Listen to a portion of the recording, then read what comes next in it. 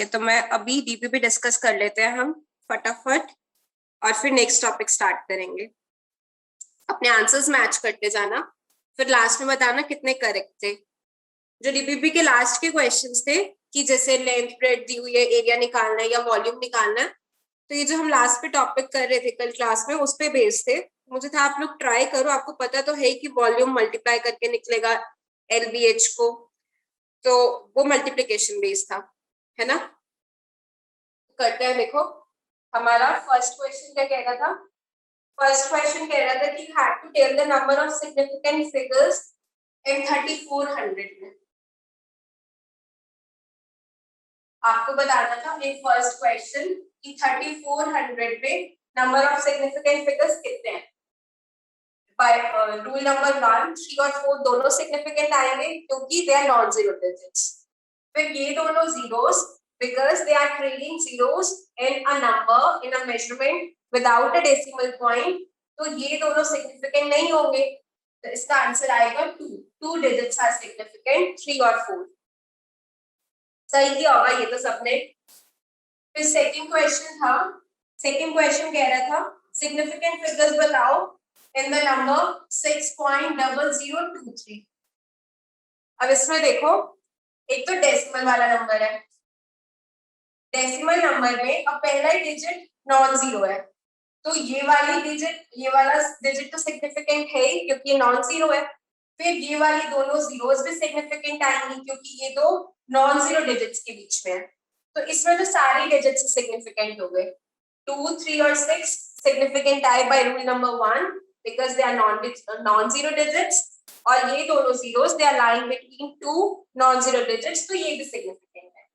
The total number of significant digits आ गए 5। Starting के questions easy थे, तो मैं आपसे पूछ ही नहीं रही समझ आए या नहीं आए, आपको आ गए होंगे। थर्ड क्वेश्चन कह रहा है आपके पास 3 मेजरमेंट्स दे रखी हैं आपको, 23.023 और 0.0003, उसके बाद 2.1 into 10 की पावर -3। इसमें नंबर ऑफ सिग्निफिकेंट डिजिट्स कितने बनेंगे, सारे के सारे सिग्निफिकेंट आएंगे।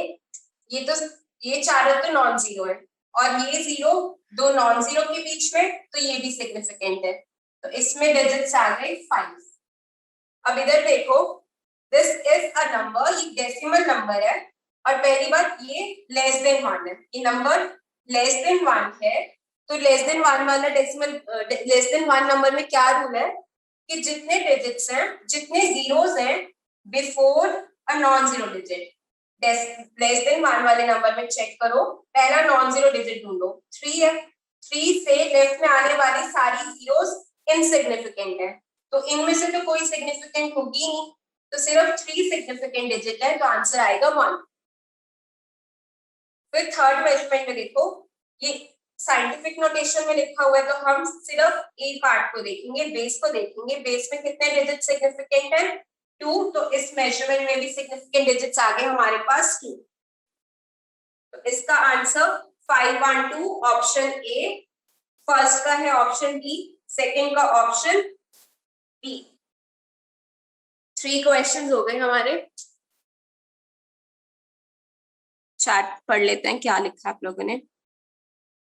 मैम बोर्ड थोड़ा देखो, बोर्ड सबको क्लियर है, बोर्ड किसी को ब्लर लग रहा है या क्लियर है सबको। कई बार आपके नेटवर्क में भी प्रॉब्लम हो सकती है ना बच्चा। क्लियर है शिविका, अगर या तो एक बार वीडियो ऑन ऑफ करके देख लो, अदरवाइज एग्जिट एंट्री कर लो, बाकियों को क्लियर है। नेक्स्ट है विच measurement is most accurate.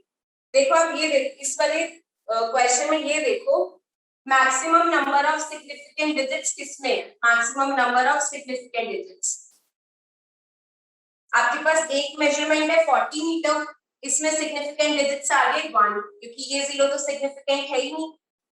Second measurement है 0.04 मीटर, तो इसमें भी सिग्निफिकेंट डिजिट 1 ही है क्योंकि ये दोनों जीरो सिग्निफिकेंट नहीं होती। थर्ड मेजरमेंट है 4.00 into 10 की पावर -4, इसमें सिग्निफिकेंट डिजिट्स देखो 3, ये दोनों ट्रेलिंग जीरोस हैं इन अ डेसिमल नंबर, तो ये दोनों सिग्निफिकेंट होंगी, यहाँ पे सिग्निफिकेंट डिजिट्स आ गए 3। और लास्ट मेजरमेंट है 4 into 10 to power 2, again significant digit 1। जैसे मैंने आपको ये कहा था ना, अभी इसमें सबसे ज्यादा सिग्निफिकेंट फिगर्स हैं, तो ये हमारी मेजरमेंट सबसे ज्यादा एक्यूरेट है। जो ज्यादा प्रिसाइजली बता दे वही ज्यादा, जिसमें सिग्निफिकेंट डिजिट ज्यादा आ जाए, लीस्ट काउंट ज्यादा आ जाए, वही एक्यूरेट मेजरमेंट आती है। एक्यूरेसी का वैसे तो रहता है कि हमारी ट्रू वैल्यू के सबसे क्लोज क्या है, पर अभी तो ये सारे मेजरमेंट एक ही चीज रीड कर रहे हैं, तो इसमें नंबर ऑफ सिग्निफिकेंट डिजिट्स आपको, ये मीटर है, हाँ ये भी मीटर है, नंबर ऑफ सिग्निफिकेंट डिजिट्स से देखोगे। नेक्स्ट क्वेश्चन करते हैं। नेक्स्ट क्वेश्चन एडिशन सब्ट्रैक्शन वाले टॉपिक पे बेस्ड है।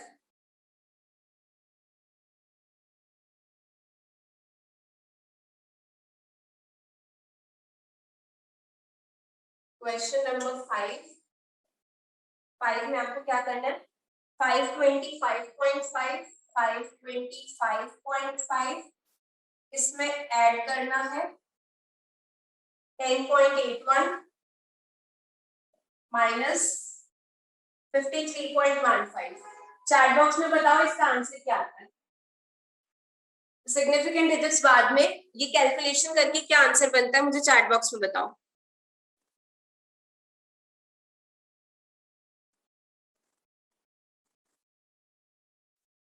मैं कह रही हूँ सिग्निफिकेंट डिजिट्स बाद में बताना, पहले मुझे आंसर बताओ ऐड सब्ट्रैक्ट करके। 483.16, हाँ 483.16 आ रहा था आपके पास, ये पहले तो आंसर आया आपके पास 483.16।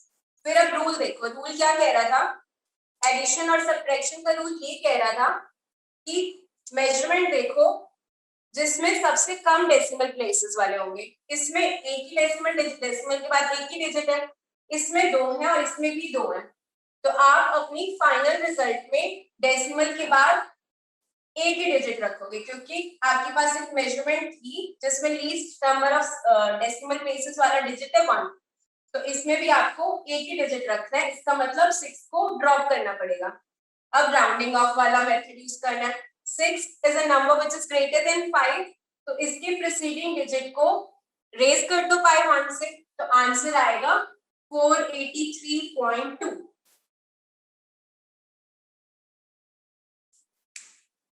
क्योंकि ये तीनों नंबर्स को add subtract addition subtraction algebra perform करके हमारे पास आंसर तो आ रहा था 483.16, पर हमको कितना डेसिमल के बाद कितने डिजिट्स रखने थे, एक ही डिजिट रखना था, क्योंकि हमारे पास ओरिजिनल मेजरमेंट में least number, the number with the least number of decimal places is 525.5, जिसके डेसिमल प्लेस पे एक ही आ रहा है, एक ही डिजिट है डेसिमल के बाद, तो हमको फाइनल रिजल्ट में भी एक ही डिजिट रखना था। क्वेश्चन नंबर 5 ओके, हाँ सबके आंसर्स आ ही गए हैं। अगर किसी को कुछ समझ नहीं आएगा तो मुझे बता देना। धृति ने क्वेश्चन लिखा हुआ है, अगर 34.00 होगा तो 5 सिग्निफिकेंट फिगर्स होंगे, बचा 4 होंगे। 34 के बाद आपने 2 जीरोस लगाए हैं धृति, तो उसमें 4 डिजिट्स होंगे टोटल। 34.00 में 4 डिजिट सिग्निफिकेंट है। नेक्स्ट देखो क्वेश्चन नंबर 6 में आपके पास मल्टीप्लिकेशन और डिवीजन इन्वॉल्व है। 3.008 multiplied by 38.8 और divided by 2.8768। इसका आंसर बताओ पहले। जो ये परफॉर्म अलजेब्रा परफॉर्म करने के बाद आ रहा है, सिग्निफिकेंट फिगर्स बाद में बताती हूँ। इसको सॉल्व करके क्या आ रहा है, 40.5695, ठीक है 40.569 ये आ रहा था। अब मल्टीप्लिकेशन और डिवीजन में क्या रूल था कि आपकी मेजरमेंट में वो नंबर पकड़ो जिसमें least number of significant figures हैं। अब इसमें नंबर ऑफ सिग्निफिकेंट डिजिट्स कितने हो जाएंगे 4, इसमें कितने हैं 3 और इसमें है 5। तो आपके फाइनल रिजल्ट में कितने डिजिट्स रहने चाहिए 3 रहने चाहिए, लीस्ट नंबर 3 रहने चाहिए, मतलब 40 के बाद एक और रखना है, 2 को हटाना है, ठीक है। तो आप अगर 9 को हटाओगे तो 6 को 7 बनाना पड़ेगा, तो 40.57 बन गया। एक और हटाना है, 7 बड़ा है 5 से, तो हमारा preceding digit raise by 1, answer आएगा 40.6, क्योंकि हमको 3 डिजिट्स तक ही रखना था, इसलिए बाकी पीछे के जितने डिजिट्स थे उनको ड्रॉप करना पड़ा। ठीक है मैम, प्लीज राउंड ऑफ 40.5695।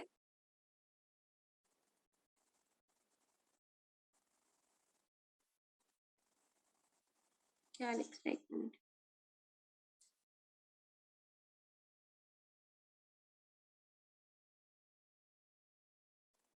बेटा, तब भी यही आएगा रिपू, तब भी यही आएगा।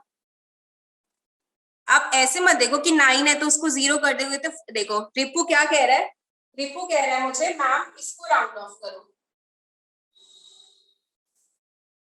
तो रिपू ये देखो, अगर आप 5 से हटा रहे हो तो 9 को रेज बाय 1 करोगे तो 10 जाएगा, ये 10 जाएगा, इसको 0 नहीं रखना, तो वो 1 कैरी यहाँ पे भी तो जाएगा, ये फिर से 7, ये 6 को डायरेक्टली भी हटाओ तो देखो इसमें 6 तो बनना ही बनना है, यहाँ तक रखना था।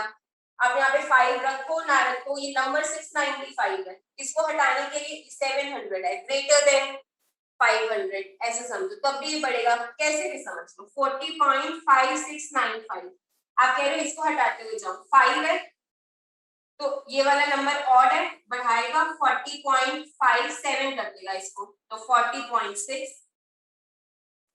रिपू ठीक है, 9 को 10 बनाएगा, 9 को 0 नहीं बनाएगा ना,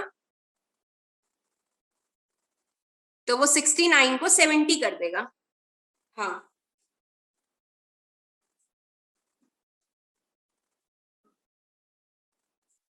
ठीक है, चले नेक्स्ट क्वेश्चन पे।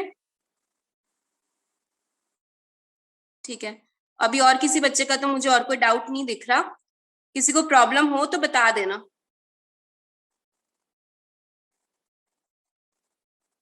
इसके बाद मैं ना आपको ग्रुप में आपकी जो आपको मॉड्यूल मिल भी गया है, पहले मैं मेडिकल का मॉड्यूल शेयर कर दूंगी, कुछ बच्चों के पास होगा, और क्वेश्चन नंबर्स बता दूंगी जो अब आपको सिग्निफिकेंट फिगर्स के मॉड्यूल में से करने हैं, 1-2 दिन में करके मुझे सबमिट करने होंगे। मैं क्वेश्चन नंबर्स बता दूंगी कि इस एक्सरसाइज के ये क्वेश्चंस करो और सबमिट करो, ठीक है।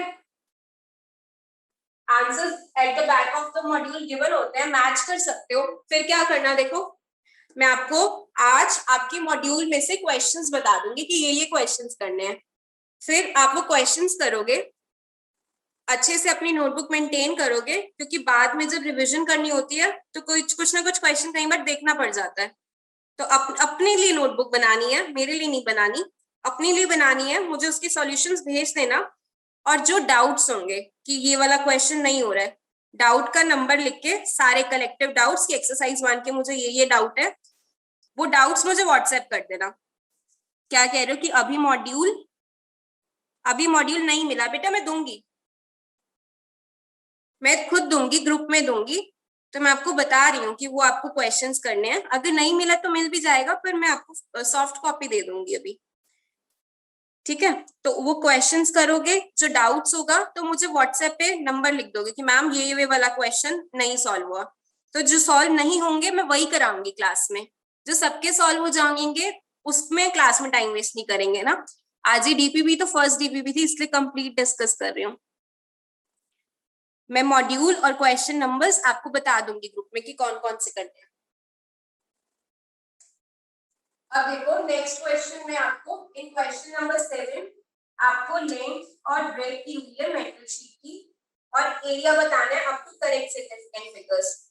लेंथ की हुई है 3.124 मीटर और विड्थ दी हुई है 3.002 मीटर। अब एरिया क्या होता है, एरिया होता है L into B, मैंने यही कहा था ना, आप दो मेजरमेंट्स करोगे, दो क्वांटिटीज को मेजर करोगे, आपने लेंथ मेजर करी, आपने विड्थ मेजर करी, और अब उनका प्रोडक्ट कर रहे हो। मेजरमेंट तो ये दोनों क्वांटिटीज करी, निकालनी ये है which is the product of two measured quantities. तो यही हमने रूल्स पढ़े कि अगर कि कोई फिजिकल क्वांटिटी कोई दूसरी दो क्वांटिटीज का प्रोडक्ट है, तो उसका जब रिजल्ट एक्सप्रेस करना है तो उसमें सिग्निफिकेंट फिगर्स कितने होने चाहिए, वो उतनी ही सर्टेनिटी आप इधर दे सकते हो जितनी सर्टेनिटी आपके पास इन मेजरमेंट्स में है। आपके पास लेंथ 3.12 तक तो सर्टेन है, इसमें 4 सिग्निफिकेंट फिगर्स है ना, 4 मतलब 3 तो सर्टेन है और एक अनसर्टेन है, ये 4 वाला अनसर्टेन है। जो डे 1 से है, जैसे डे 2 पे मैंने रिपीट किया था, ये कौन से, ये एक्स्ट्रा ही बोलने लग रही हूँ मैं कि ये कौन ऐसे इंस्ट्रूमेंट से मेजर किया होगा जिसकी लीस्ट काउंट 0.001 होगी, कि उसके बाद क्योंकि 3.124 से पहली रीडिंग क्या देता होगा 3.123, 3.124 के बाद क्या रीडिंग देगा 3.125, तो ये वाला डिजिट हमारा अनसर्टेन होता है last. Number of significant figures इसमें भी 4 है, तो ये 3 सर्टेन होंगे, ये लास्ट वाला अनसर्टेन होगा।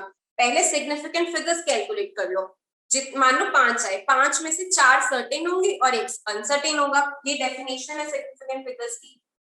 अब ये एरिया मल्टीप्लाई करके आता है 9.3782, ठीक है। अब सिग्निफिकेंट फिगर्स 4, सिग्निफिकेंट फिगर्स 4, तो इसमें भी सिग्निफिकेंट फिगर्स 4 रखने हैं। अब जिसको ड्रॉप करना है वो 2 है, तो 2 तो ऐसे ही हट जाएगा क्योंकि लेस देन 5 है, तो ये आंसर आएगा आपका मीटर स्क्वायर, 9.378 मीटर स्क्वायर।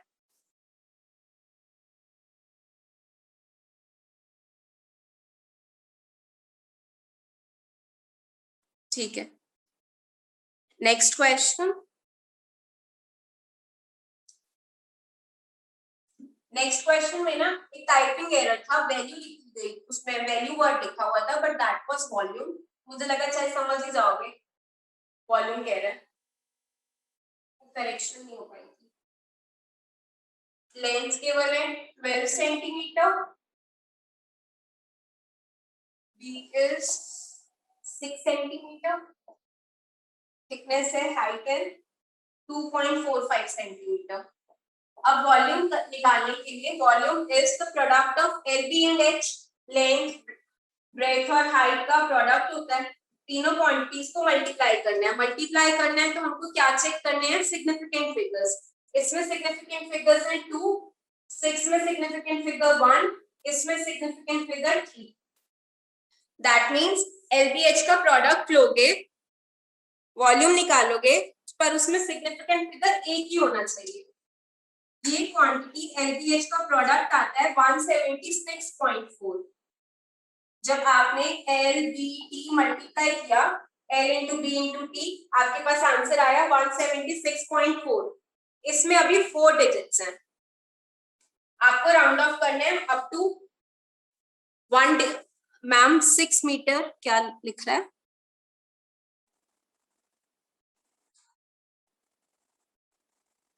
नहीं ईशा 6 मीटर, ईशा पूछ रही है कि 6 मीटर इंफिनिटी नहीं होते सिग्निफिकेंट फिगर्स।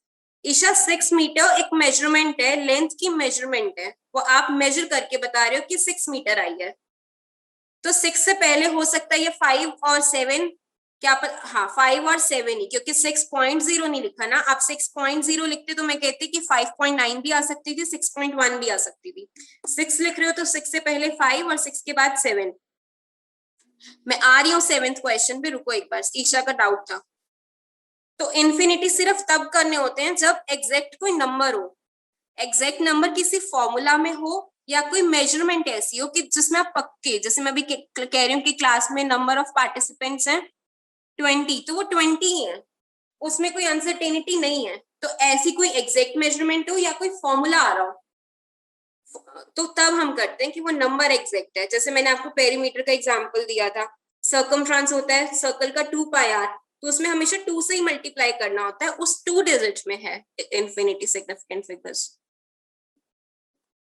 अभी क्वेश्चन पे आ जाओ, इसमें 176.4 इसका प्रोडक्ट आया था सेंटीमीटर क्यूब, 4 को हटाओ तो ऐसी रहेगा 176, 6 को हटाओ तो 180, 8 को हटाओ तो 200।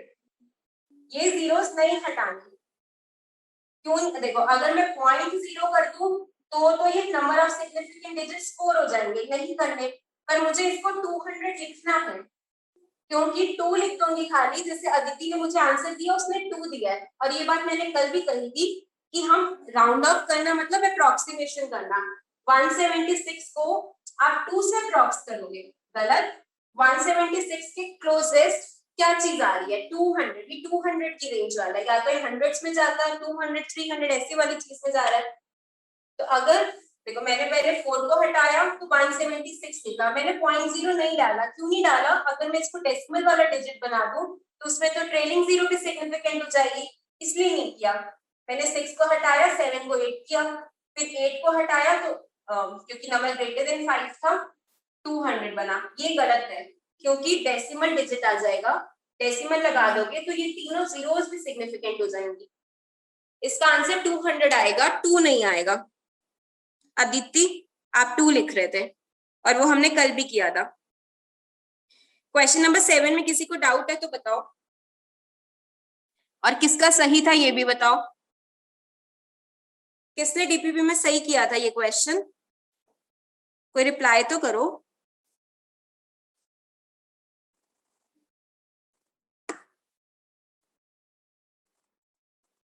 बच्चा क्लास में हो, प्लीज रिप्लाई करो। किसी को डाउट है या किसने सही किया था? अब किसने गलत किया था ये भी बता दो, किसने गलत किया था। शिविका कह रही है मैम 176.4 तक किया था। मनन आपका मैम मेरा तो गलत था, कोई बात नहीं।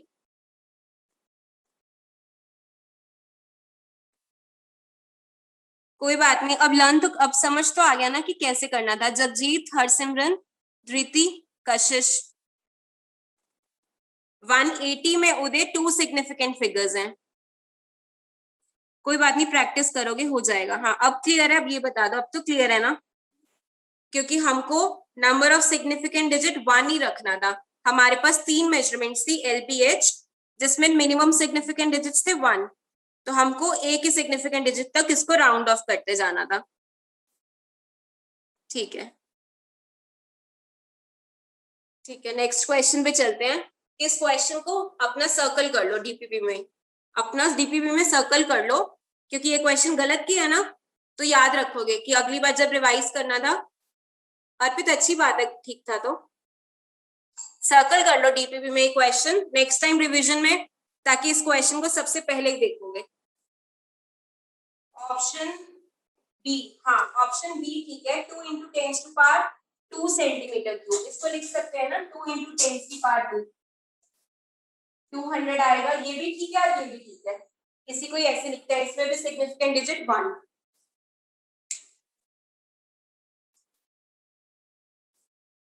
अब नेक्स्ट क्वेश्चन पे चलें। क्वेश्चन नंबर 8 था, सॉरी, क्वेश्चन नंबर 9 पे चल रहे हैं हम। क्वेश्चन नंबर 9 में आपको क्या गिवन है? You have been given mass of one ball. One ball का मास दिया हुआ है आपको 1.76 kg। मास दिया हुआ है 1.76। नंबर ऑफ सिग्निफिकेंट डिजिट्स कितने हो गए? सिग्निफिकेंट फिगर्स हो गई 3, तीनों सिग्निफिकेंट डिजिट्स हैं। अब ये एक मेजरमेंट है कि कितने डेसिमल के बाद 2 डिजिट्स हैं, तो 0.01 तक लास्ट डिजिट ये अनसर्टेन है, ये दोनों सर्टेन है। कि 6 की जगह 5 भी हो सकता है और या 7 भी हो सकता है, पर ये दोनों श्योर है। ये सिग्निफिकेंट फिगर्स की डेफिनेशन है। अब हमको वो कह रहे हैं मास ऑफ 25 बॉल्स बताओ। ईशा और धृति, आप लोग कह रहे इनफाइनाइट वाली चीज पे बार बार पूछ रहे हो ना। यहाँ पे देखो, अब 25 बॉल्स आप कैलकुलेट करोगे, जब गिनोगे 25 बॉल्स काउंट करोगे तो एग्जैक्ट ही करोगे। 25 बॉल्स को आप कभी 24 ऐसा तो नहीं ना 24 काउंट कर लोगे, सही से अगर काउंट करोगे तो 25 ही गिनोगे। अब एक एग्जैक्ट नंबर है कि 25 बॉल्स का ही मास चाहिए। इसमें नंबर ऑफ सिग्निफिकेंट डिजिट्स हैं, इसमें नंबर ऑफ सिग्निफिकेंट फिगर्स है इनफिनिटी। इसमें इंफिनिटी है, इसमें 3 है, पर आपको अगर 25 बॉल्स का मास चाहिए तो आप 25 इंटू 1.76 करोगे। इसमें डिजिट सिग्निफिकेंट फिगर्स 2 नहीं है, इनफाइनाइट है, और इसमें 3 है।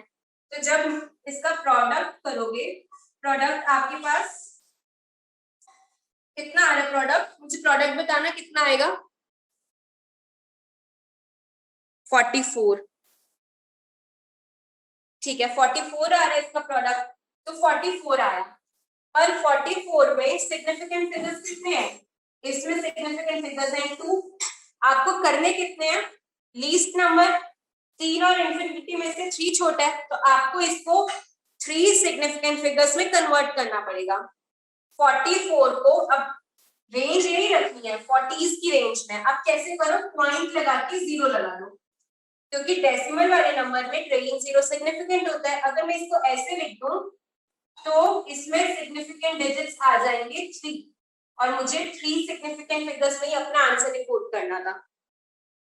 तो 44 आपका आ गया था, पर 44 में सिग्निफिकेंट फिगर्स 2 ही थे, इसलिए मैंने 44.0 लिख दिया।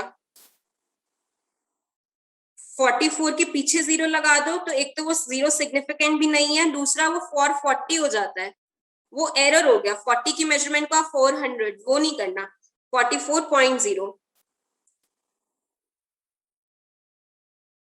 ईशा कह रही है 44 में इंफिनिटी क्यों नहीं है? क्योंकि 44 कहां से आया? इसके साथ मल्टीप्लाई करके आया है ना। ये मेजरमेंट सिर्फ इस डिजिट तक सर्टेन है, ये डिजिट वैसे ही अनसर्टेन है। तो जब इसके पीछे के डिजिट्स आपको पता ही नहीं, उसके बाद 25 से मल्टीप्लाई कर लो। आप कह सकते हो इसके पीछे के डिजिट्स क्या हो सकते थे, क्योंकि इसके ही नहीं पता तो इसके कैसे बताओगे? ईशा, ईशा आपका ही डाउट है?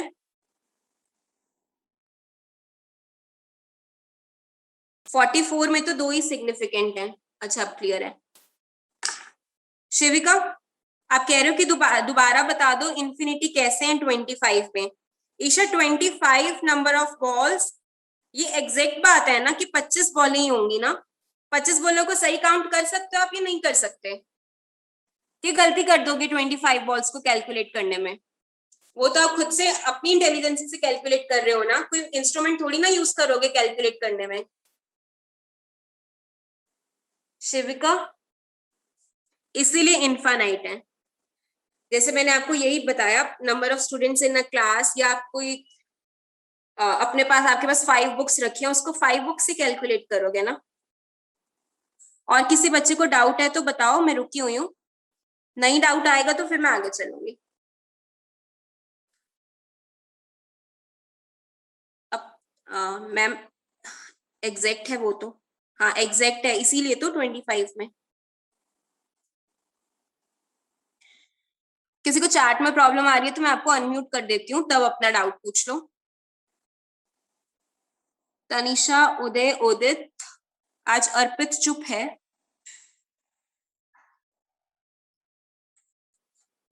मैं वेट कर रही हूँ। एक अदिति, नो। नेक्स्ट क्वेश्चन पे चलें, क्वेश्चन नंबर 10 पे चलें हम लोग। मनन, हाँ ठीक है।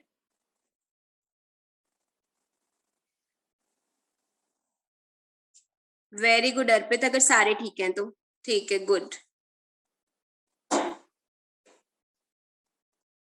शिविका, मैं एक बार इनफाइनाइट वाला फिर से रिपीट कर रही हूँ, एक बच्चे को प्रॉब्लम आ रही है, फिर मैं नेक्स्ट क्वेश्चन बता रही हूँ। शिविका, पहले या तो कॉन्सेप्ट आप देखो कि हम सिग्निफिकेंट फिगर्स क्या कहते हैं, कि आप मेजरमेंट ले रहे हो कितने डिजिट सर्टेन है प्लस एक अनसर्टेन डिजिट। तो अगर आपने ये मेजरमेंट ली है, इसमें आपको दिख रहे हैं 3 सिग्निफिकेंट फिगर्स है, आपको 1.76 किलोग्राम पता है, 76 के बाद नहीं पता कि 2 है, 3 है, 4 है, 6 के भी श्योर नहीं होते। क्यों नहीं होते वो हम डिस्कस कर चुके हैं, जैसे हमने स्केल आउट करा था, ठीक है। पर अब 25 बॉल्स है, ये आप मास कर रहे हो, कैसे करोगे? कोई ना कुछ बैलेंस यूज करोगे ना, वेट करने वाला जिसको बैलेंस बोलते हैं ना, वेट तोलते हो जिसपे भी मशीन पे, डिजिटल वाला करोगे या मैनुअल वाला भी करोगे, तो एक इंस्ट्रूमेंट यूज करके आपने ये मेजरमेंट ली। अब ये मेजरमेंट कितनी सही है कितनी गलत है, आपके प्रोसीजर पे भी डिपेंड करता है, प्लस इंस्ट्रूमेंट पे भी डिपेंड करता है। अब नंबर ऑफ बॉल्स काउंट कर रहे हो, नंबर ऑफ बॉल्स काउंट करने में आप पक्का श्योर हो ना कि सर्टेन ही है 25 बॉलें हैं, तो 25 बॉल्स एग्जैक्ट मेजरमेंट है, इसीलिए infinite number of significant digits है कि 25 को 25.0 भी बोल सकते हो, कितनी भी जीरो लगा लो, आप सर्टेन हो कितनी भी जीरोस लगाते जाओ, इसीलिए इनफाइनाइट जीरोस लगा दो, इसमें कह दो इनफाइनाइट सिग्निफिकेंट फिगर्स है। मुझे पता है 25 बॉल्स नहीं है, 25.1 बॉल नहीं है, 25.12 बॉल नहीं है, 26 भी नहीं है, इसीलिए कहा कि इनफाइनाइट डिजिट्स है। आपके लिए रुके थे शिविका। ठीक है, क्वेश्चन नंबर 10। क्वेश्चन नंबर 10 में आपको मास गिवन है और वेलोसिटी गिवन है, तो मोमेंटम क्या होता है ये पता होना चाहिए, कर रखा होगा पहले कि मोमेंटम हम डिफाइन करते हैं, it is the product of mass and velocity. Mass भी गिवन है और वेलोसिटी भी गिवन है, अगेन आप प्रोडक्ट लोगे, मास है आपका 3.513, क्वेश्चन नंबर 10 है। It is moving along x-axis with a speed of 5.00 metre पर सेकेंड। अब सिग्निफिकेंट फिगर्स देख लो पहले, क्योंकि प्रोडक्ट करना है, प्रोडक्ट करना है मतलब सिग्निफिकेंट डिजिट्स देखने हैं, इसमें 4 है और इसमें 3 है क्योंकि डेसिमल वाला है। अब मोमेंटम आएगा mv का प्रोडक्ट और प्रोडक्ट करके आपके पास आंसर आता है 17.565। यूनिट्स होती है इन दोनों की, यूनिट्स का प्रोडक्ट किलोग्राम मीटर पर सेकेंड। अब कितने सिग्निफिकेंट फिगर्स तक राउंड ऑफ करना है? 3 तक। 4 में से और 3 में से 3 छोटा है, तो least number of significant figures रखने हैं इसमें भी। तो राउंड ऑफ करके क्या बनेगा, देखो यहां तक रखना है, ये दोनों तो आएंगे ही आएंगे। 5 हटाया तो 6 पे कोई इफेक्ट नहीं आएगा क्योंकि 5 से प्रीसीडिंग डिजिट इवन है, 17.56 लिखा। अब 6 को हटाना है, ग्रेटर देन 5 है तो इसको 17.6, ये आंसर आएगा आपके पास 17.6 किलोग्राम मीटर पर सेकेंड। लास्ट क्वेश्चन जो मैंने आपको क्लास में एग्जांपल भी यही दिया था, क्योंकि ओम्स लॉ आपने रिसेंटली पढ़ा होता है ना, तो V और V is equals to IR, ये होता है फॉर्मूला कि voltage is the product of current and resistance. आप फाइंड भी क्या कर रहे हो, आप रेजिस्टेंस की निकाल रहे हो। आपके पास वोल्टेज गिवन है 12.8 वोल्ट, 12.8 वोल्ट आपने मेजर किया है और करंट है 0.30। अब देखो 0.3 लिखना 0.30 लिखने में आपको फर्क पता है कि ये तो और ज्यादा एक्यूरेट है, 0.3 लिखना और 0.30 लिखना, 0.30 ज्यादा एक्यूरेट है, आपको एक अगला डिजिट भी पता है। रेजिस्टेंस आएगा V by I, डिवाइड कर रहे हो तो सिग्निफिकेंट फिगर्स इधर है 3, इधर है 2, तो R में भी सिग्निफिकेंट फिगर्स आने चाहिए 2। ये सॉल्व करके आ रहा है 42.6666, 42.6 बार। अब इसका मुझे आप लोग आंसर बताओ, 42.6666 आ रहा है, इसका आंसर मुझे आप लोग बताओ, क्या लिखूं मैं रेजिस्टेंस को राउंड ऑफ करके?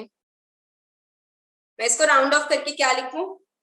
ठीक है, एक बच्चे का आंसर आया, बाकी बच्चे भी दो, क्योंकि फिर नेक्स्ट टॉपिक स्टार्ट करना है। एक बच्चे का आंसर आ गया, ठीक आया, बाकी लोग भी आंसर करो। मनन गलत, मनन जो आप लिख रहे हो उसमें 4 है सिग्निफिकेंट डिजिट्स, मुझे 2 सिग्निफिकेंट डिजिट्स में लेके जाना है इसको। मनन फाइनल आंसर पूछ रही हूँ बच्चा मैं।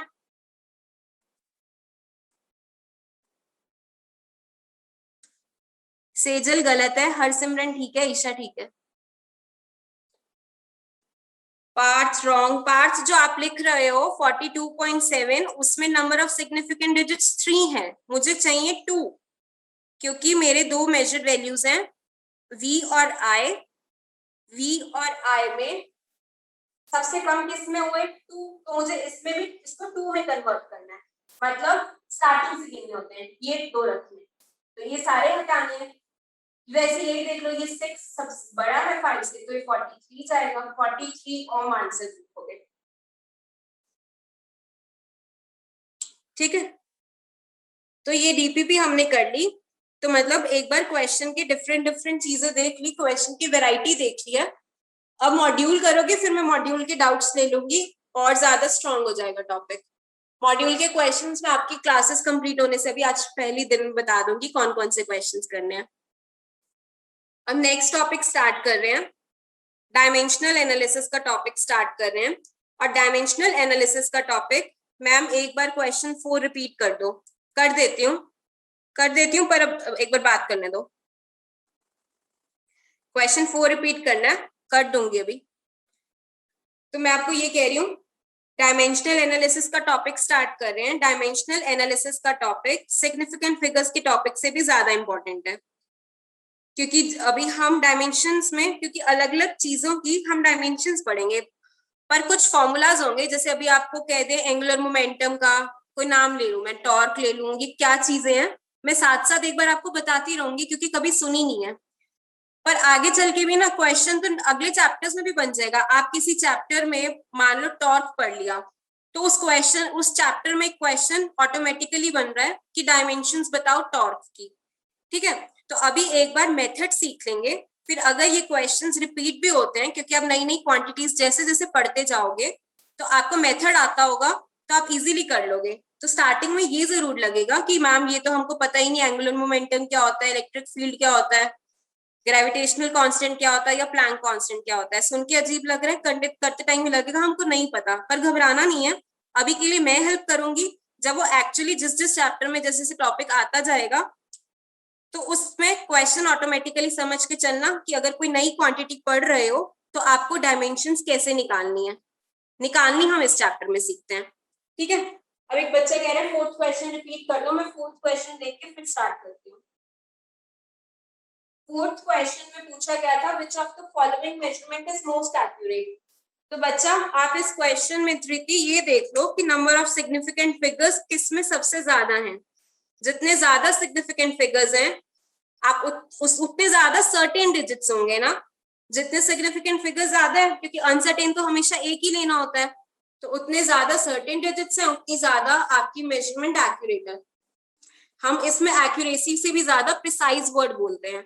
जितने ज्यादा डेसिमल के बाद डिजिट्स होते हैं उतनी ज्यादा प्रिसीजन होती है, कि उतना अंदर घुस घुस के पता है आपको कि क्या मेजरमेंट है। प्रिसीजन मैंने आपको पहले भी बताया था, मैं फिर से बता देती हूँ कि एक मेजरमेंट है। मैं एक बार प्रिसीजन फिर से रिपीट कर देती हूँ, क्योंकि कुछ बच्चों ने फर्स्ट क्लास में तो नहीं सुना था और सेकंड क्लास में मैंने आपको सर्टेन और अनसर्टेन ज्यादा बात रिपीट करेगी। प्रिसीजन मैंने आपको ये बताया था, देखो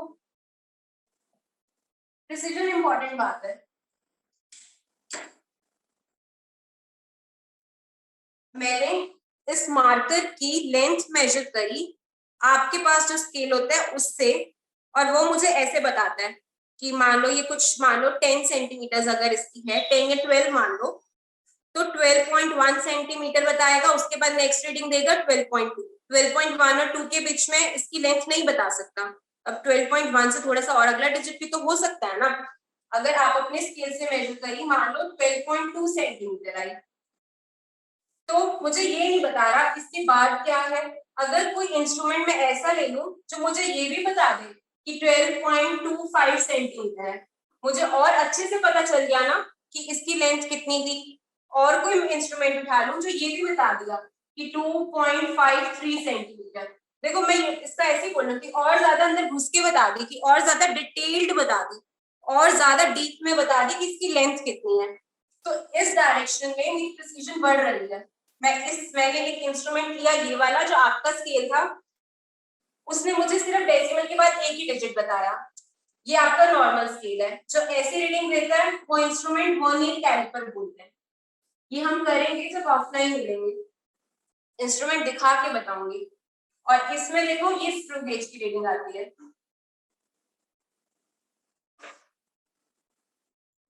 इसकी लीस्ट काउंट है, लीस्ट काउंट होती है कि सबसे छोटी मेजरमेंट ये हमको क्या दे सकता है। ये 12.2 से पहले 12.1 देगा, 12.2 के बाद 12.3 देगा, तो 0.1 से बढ़ाता जा रहा है ना। इसकी लीस्ट काउंट 0.1 सेंटीमीटर है। या ये कह लो आपके पास जो स्केल है 0 मार्क है, 0 के बाद वाला जो जस्ट मार्क है वो कितनी रीडिंग आपको दे सकता है? 0.1 सेंटीमीटर।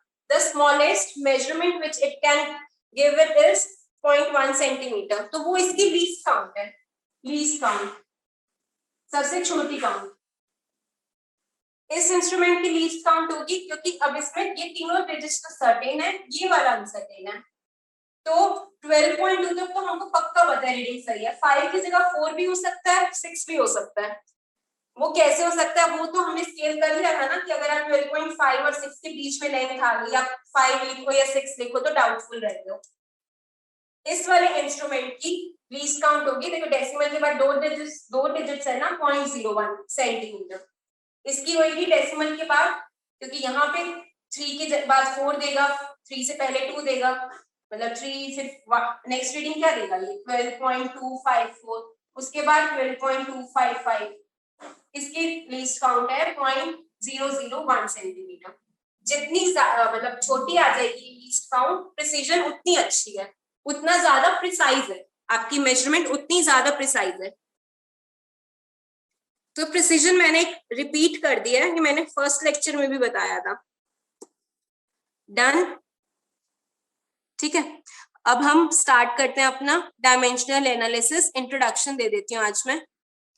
उदित का मैसेज है, एक बार देख लेते हैं। उदित यार वीडियो दे दूंगी मैं, वापस रिपीट करना, कॉल आ गया था बीच में। भाई कॉल को साइड करते हैं, कह देते हैं मेरी क्लास चल रही है, कहाँ से रिपीट करूं बता। ऐसे कल किसी और का कॉल आ जाएगा, मैं तो अपना फोन ही नहीं उठाती बीच में। उदित क्या नहीं समझ आया या क्या छूट गया सुनना? मुझे फोन करके पूछ लियो, ठीक है, मुझे फोन करके पूछ लियो, कभी भी कर लियो फोन, में उठा लूंगी। ओके, मुझे फोन कर लियो। चलो अब हम डायमेंशनल एनालिसिस स्टार्ट कर रहे हैं।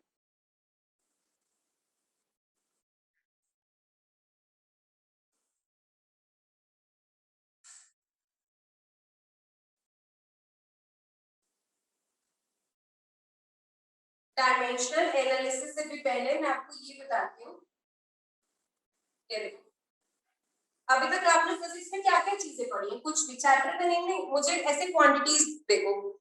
9th में पहला चैप्टर आता था फिजिक्स में मोशन, उसमें हम पढ़ते थे speed, velocity, distance, displacement, acceleration, average speed, average velocity, और आगे फिर फोर्स वाला चैप्टर आता है, आप फोर्स पढ़ते हो। ऐसे क्वांटिटीज जैसे जैसे आपका चैप्टर बदलता जाता है और नई नई क्वांटिटीज ऐड होती जाती हैं। अभी तो 9th में इतनी पढ़ ली, 10th में इतनी पढ़ ली, अब 11th में और पढ़ोगे, 12th में और पढ़ोगे, फिर उसके बाद अगर और फिजिक्स पढ़ोगे तो बस बढ़ती ही जाएंगी।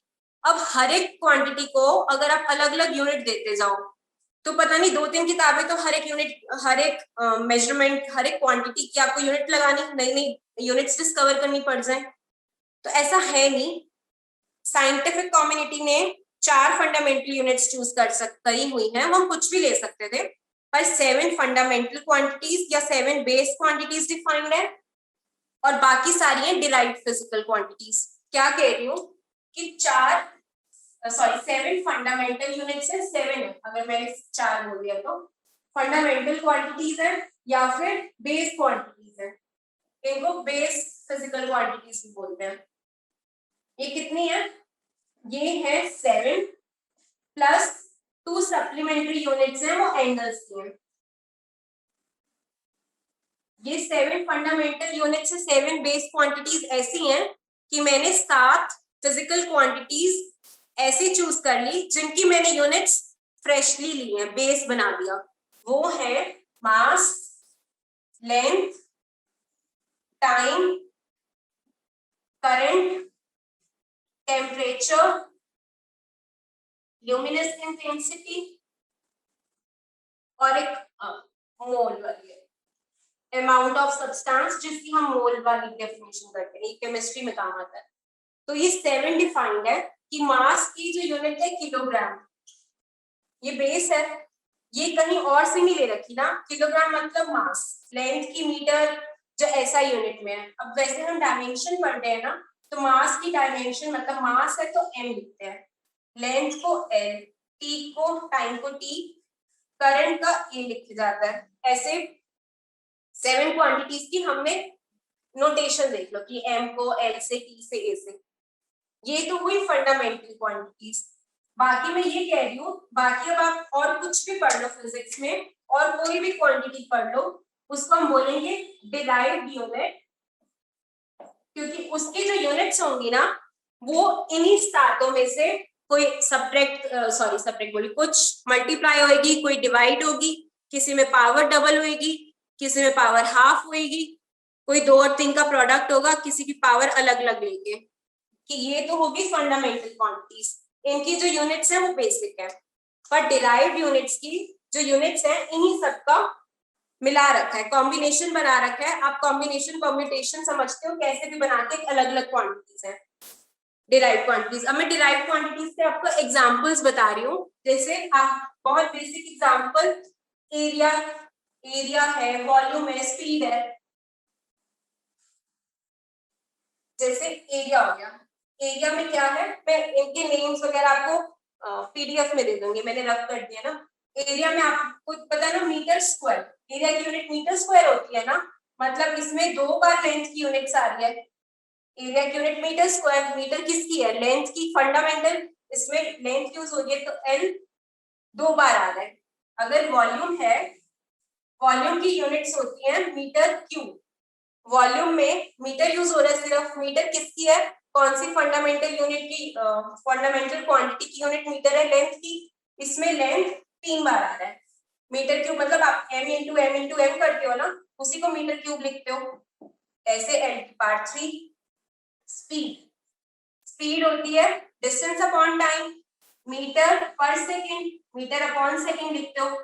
इसमें एल है, मीटर मतलब लेंथ की डायमेंशन, डिवाइडेड बाय नीचे सेकेंड है, सेकेंड में टाइम, तो एल 1 बार आ रहा है, पर टाइम -1, क्योंकि डिनोमिनेटर में है ना, इसलिए -1। तो अभी मैंने आपको क्या बताया है कि फिजिक्स में हमारे पास 7 फंडामेंटल क्वांटिटीज हैं, जिनकी यूनिट्स या जिनकी डायमेंशंस एकदम बेस है।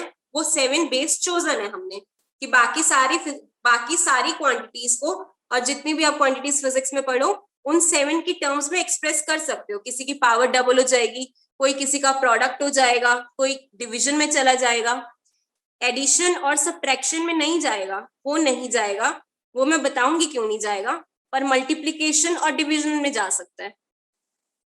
ठीक है, तो अभी मुझे ये बताओ, आपको डिफरेंस क्लियर है डिराइव्ड यूनिट्स का और फंडामेंटल यूनिट्स का, कि फंडामेंटल यूनिट्स कौन सी हैं और डिराइव्ड यूनिट्स कौन सी हैं? डीपीपी और मॉड्यूल के लिए अलग कॉपी करनी है। मनन ये ना आपके ऊपर है बच्चा, आपका कलेक्शन है ये मटेरियल सारा, कि जब आप रिवाइज करने लगो तो कैसे आप एक भी कॉपी लगा सकते हो, अलग अलग भी लगा सकते हो, कि ये कॉपी मेरी डीपीपीस की और ये कॉपी मेरी मॉड्यूल्स की है। बस संभाल के रखना है, पता है क्या करना होता है। चलो अभी फंडामेंटल और डिराइव्ड यूनिट्स का मतलब तो सबको क्लियर ही है। कॉपी की बात बच्चा कर रहा है तो मैं बता देती हूँ। आपको ये करना होता है, जैसे अभी आप फर्स्ट टाइम क्वेश्चंस कर रहे हो ना, कुछ क्वेश्चंस तो होंगे पहली बार में ही, मतलब बहुत आसानी से हो जाएंगे, तो उनको आपको सेकंड टाइम देखना भी नहीं होता। पहले फर्स्ट टाइम में पेंसिल से मार्क कर लो कि जो क्वेश्चन आपके मुश्किल से हुए। जब आप सेकंड टाइम उस चैप्टर को करोगे तो जो फर्स्ट टाइम में डिफिकल्टी से क्वेश्चन हुए, आप सिर्फ उन्हीं को भी देख सकते हो, या जिनमें आपको लगा कि ये मैंने मुश्किल से किया है, कर तो लिया है पर दिमाग लगा के किया है, कि आपको अगली बार उस क्वेश्चन को याद रखना है, तो मार्क कर लो। क्योंकि अभी आप मॉड्यूल में से 100 क्वेश्चंस भी करते हो, हर बार 100 थोड़ी ना कर पाओगे, टाइम लिमिटेड रहता है ना। तो इन 100 में से हो सकता है आपको 40 या 50 हो जो सेकंड टाइम चाहिए होंगे, कि सेकंड टाइम पढ़नी है। तो थर्ड रिवीजन में वही 40-50 भी 20 में कन्वर्ट हो जाते हैं। तो अपनी चीजों को बार बार हर रिवीजन के साथ शॉर्ट करते जाते हैं। फर्स्ट टाइम में तो सारे ही करते हैं, सारे क्वेश्चंस करते हैं, फिर सेकंड टाइम में नंबर ऑफ क्वेश्चंस कम हो जाते हैं, वो आप मार्क करके रखो कि मेरा ये मुश्किल से हुआ था, इसमें मुझे दिमाग लगाना पड़ा था, या इस क्वेश्चन में अलग चीज यूज हुई है कि जो मेरे को अगली बार काम आएगी। वो हर किसी का अपने लेवल रहता है कि मेरे को कहाँ डिफिकल्टी आई। फिर जैसे जैसे सेकंड रिवीजन थर्ड रिवीजन में number of questions particular chapter के कम होते जाएंगे, क्योंकि 2-3 बार कर लिए। अभी हमने फंडामेंटल और डिराइव्ड यूनिट्स का डिफरेंस देख लिया। हमारी 7 डायमेंशंस, 7 फंडामेंटल क्वांटिटीज। आप लिख लो मास, लेंथ, टाइम, लिख लो। मेरे को वरना आपको वैसे तो बुक में भी होगा पर लिख लो। 7 फंडामेंटल क्वांटिटीज हैं, mass, length, time, electric current, temperature, luminous intensity और अमाउंट ऑफ सब्सटेंस। फिर मैं इनकी डेफिनेशन बताती हूँ कि इनको कैसे बोलते हैं। जो 7 फंडामेंटल क्वांटिटीज है वो है मास, इसके ब्रैकेट में लिख लो m, लेंथ कैपिटल L, क्यों लिख रही हूँ एम एल ये वाला भी बताती हूँ, टाइम कैपिटल T, करंट ए से लिखेंगे, टेम्परेचर केल्विन के से, अमाउंट ऑफ सब्सटेंस मोल, ये फिजिक्स में कम काम आएगा, ल्यूमिनस इंटेंसिटी। इनकी डेफिनेशंस क्या है ये भी बताऊंगी कि ये कैसे डिफाइन है। हमने ना डिफाइन कर रखा है कि 1 मीटर है तो वो क्या चीज है 1 मीटर, ये 1 मीटर है, ये 1 मीटर है, ये इतना 1 मीटर है, वो भी करेंगे। ये ल्यूमिनस इंटेंसिटी, इसकी यूनिट स्मॉल सी और स्मॉल डी लिखा है, कैंडेला बोलते हैं, कैंडेला बोलते हैं, जैसे वो मीटर्स लेंथ और ये सी डी। तो ये 7 फंडामेंटल क्वांटिटीज हैं। अब जैसे मैंने इस साइड पे डिराइव्ड क्वांटिटीज लिखी हुई है, ये वाली डिराइव्ड क्वांटिटीज हैं, तो इनको बोलते पता है कैसे है, एरिया को बोलते हैं। जब अब मैंने ये कह दिया कि एल स्क्वायर है, इसका मतलब है कि एरिया को, अगर आप एरिया के लिए यूनिट्स है, एरिया में डिपेंडेंस किस पे है, एल की पावर 2 पे। इसमें एम भी 0 है और इसमें टी भी 0 है, जितनी भी बाकी होंगी उनकी सारी पावर 0 है। तो डायमेंशंस हम ऐसे डिफाइन करते हैं कि अब हम डायमेंशनल एनालिसिस स्टार्ट कर दिया हमने, अगर डायमेंशन एनालिसिस चैप्टर है ये, मतलब टॉपिक है ये डायमेंशनल एनालिसिस।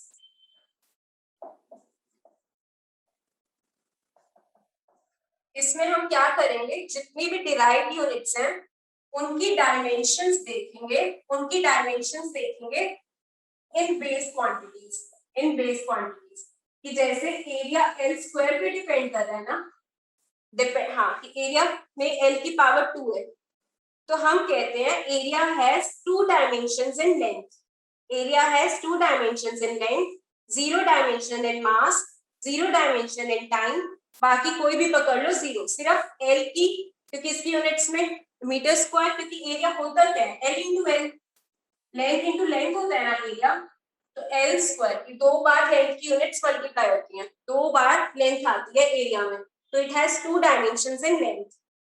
वॉल्यूम में आप L into B into H करते हो, लेंथ, एक लेंथ को मल्टीप्लाई करा विड्थ से, पर सबकी मतलब वो एक्चुअल में तो एक आप कितनी लंबाई है ये मेजर कर रहे हो ना, और उसको 3 बार यूज कर रहे हो, तो it has 3 dimensions in length, volume has 3 dimensions in L, speed has 1 dimensions in length minus 1 dimension in time, speed has 1 dimension in length minus 1 dimension in time। तो अगर मेरे को ऐसे अब डायमेंशन की ना मैं आपको फुल डेफिनेशन ही बता देती हूँ, मैं रिपीट करूंगी ये सारी चीजें कल, अभी तक इंट्रोडक्शन देख रही हूँ कि करना क्या है। हमको डायमेंशन ऐसे बतानी पड़ेगी ना, एम एल और टी की फॉर्म में बताना पड़ेगा। The dimensions of a physical quantity, the dimensions of a physical quantity are the part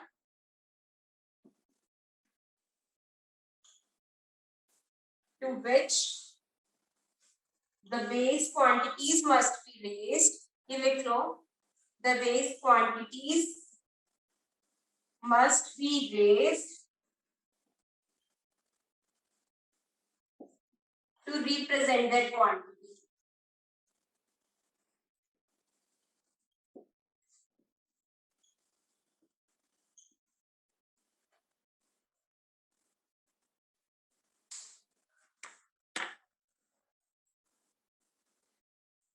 हमारे पास 7 फंडामेंटल यूनिट्स हैं, उसके बाद हम डिराइव्ड यूनिट्स को देखना चाह रहे हैं कि वो फंडामेंटल यूनिट्स पे किस तरीके से डिपेंड कर रही है, कितनी पावर पे डिपेंड कर रही है। तो वो पावर्स निकालना ही, वो पावर्स बताना ही डायमेंशनल एनालिसिस है।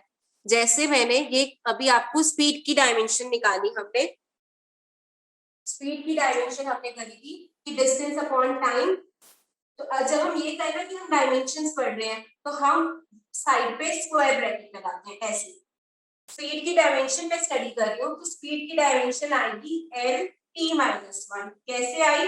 क्योंकि स्पीड है डिस्टेंस अपॉन टाइम, स्पीड है डिस्टेंस अपॉन टाइम, तो डिस्टेंस की डायमेंशन अपॉन टाइम की डायमेंशन।